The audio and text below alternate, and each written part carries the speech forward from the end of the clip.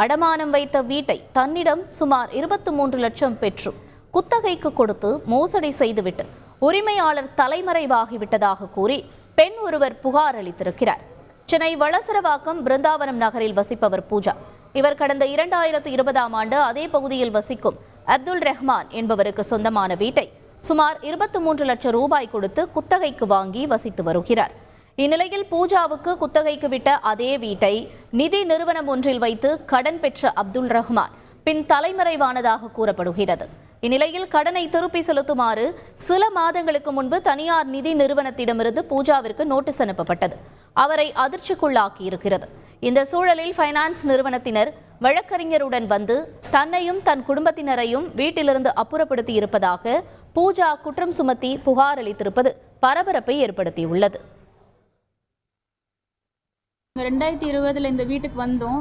ஃபேமிலியோடு நாங்கள் இருக்கிறோம், எல்லாம் கை குழந்தையோட ஹஸ்பண்ட் எல்லாம் இருக்கிறோம், எல்லாம் அம்மா அப்பாலாம்.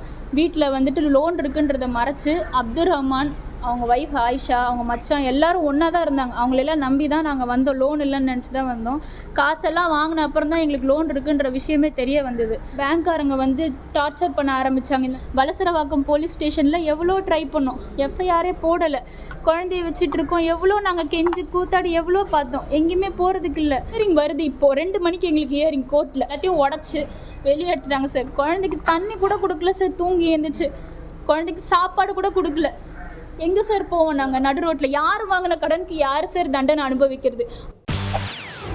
செய்திகளை உடனுக்குடன் தெரிந்து கொள்ள உடனே சப்ஸ்கிரைப் பண்ணுங்க.